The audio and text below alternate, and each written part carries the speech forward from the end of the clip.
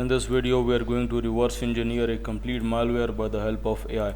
So I'm on this website right now that is called the Malware Bazaar, and we are going to find a binary of info stealer malware that is very, you can say, important going on in the market. Let me just download this one. For example, what we are going to do in this video, we are going to use the ghidra, and we are also going to use some kind of an AI model to completely reverse engineer the code for us. So it has done downloading. Let me just rename the file so it is very easier for us to understand. Let me just extract it right here, and for the password that is called the infected. Keep in mind this video is just for educational and research purposes, so we can understand that how good AI is in this type of cases. So simply I'm going to upload the binary to the virus total. I already know it has already been detected by the virus total, but just for the reference, let's see it as how much antiviruses has detected it. Okay, so some antiviruses has not detected it, but the major quantity has detected it.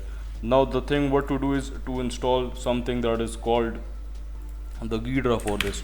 To install the ghidra, it is the very simple for this scenario. You are going to download this by this command. If you are on the Windows operating system, you can download it through their website as well. So simply the ghidra has already been installed for me.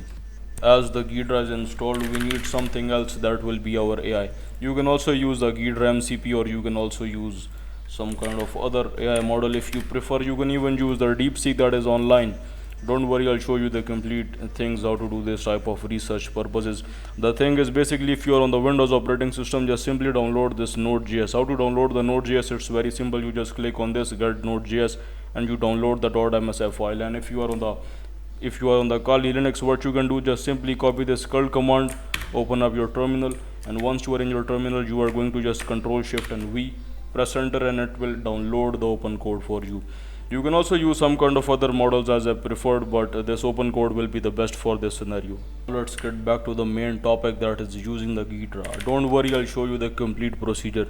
Not the complete procedure, but giving you a complete overview of how this ghidra works. Even if you don't know anything about the ghidra, you will get some kind of information by this. So simply what you are going to do is you are going to open up the ghidra like I did from the terminal, or you can use the search bar.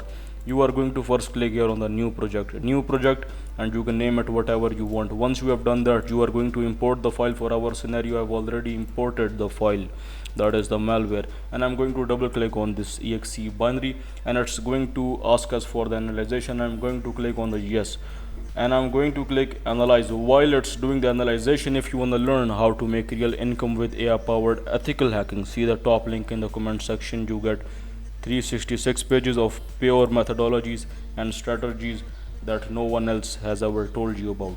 Now let's get back to the video. Just 30 seconds of your time and I'll explain you the complete ghidra procedure. Basically, see this, the program trees. This is basically shows the overall structure of the binary with folders for memory blocks, functions, and data segments. This is the symbol tree. This lists all the named function labels, imports, and exports. As for this data type manager, it contains all data types, structures, etc. used in the program. You can apply or create custom ones here as well. As for this decompiler entry, basically this is the main window that converts raw assembly into readable C-like pseudocode for the selected function. You are seeing something that is called this listing. Basically it shows the binaries raw assembly instructions, addresses, bytes, and data in a linear readable format. This is basically where you spend most of their time navigating and analyzing the code. To get the idea of the binary file, there is something a very you can say a useful command. What you can do is just simply navigate to the directory, and once you are navigated to the directory, you are going to run this command. Now see this very carefully, because this command basically scans the binary file and extracts all the readable text. You can say the printable ASCII Unicode strings that are longer than 4 characters. For the automation part, what you are going to do in this scenario is first of all just open up your Kali Linux terminal. Once you have done that, you are going to type there that is called the open code. Once you type the open code, press enter. It will run the open code for you. For my scenario, I already gave it the prompt that do whatever you want, use a ghidra. I have specified the binary that it is located in the downloads folder, and just give me the clean source code. The DeepSeek has successfully decompiled the source code for us. Let me just copy this and put it into the mousepad so we can do the further inspection on this code. Let us just copy this and to make it look nicer for the better syntax highlighting and stuff like that, let me just open up it into this VS Code, and let me just give me a moment. I'll review the code with my own beautiful eyes. Okay, so what I gathered from this is basically this is a .NET rat that connects to a remote server and then waits for the commands. Once it is installed, it gives an attacker the full control, but there is this catch that makes this malware very interesting. Now wait, the thing is basically they can browse and they can even like pull another remote shell into the computer, and it can also turn on the webcam as well, because this thing, let me just show you right here, the webcam function. This can also turn, so this is like a very critical situation if this malware was infected on some kind of a computer. So it can be very, you can say, devastating kind of feature for this. It can also, I saw another thing, I think it was called the keylogger or something like that, keystrokes.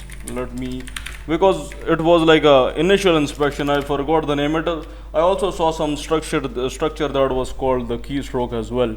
And another thing, let me tell you, was the ransomware feature as well. You can see this, it also has a ransomware, and see this, it is also have the SOX 5 proxy options as well. So this is like a proper, you can say, I would say a good malware. And one more thing I also remember was the DDoS function as well. So basically they are going to, if someone got this malware, they would be also using your computer for, as let's say, for the some kind of a DDoS attacks as well, like using you as a botnet. So this seems like a good, what thing we learned from this video. Basically what we learned from this video is that AI can help us through various tasks, and I'm sure you like this video. Don't forget to see the top link in the comment section, and I will see you in the next practical video. Goodbye.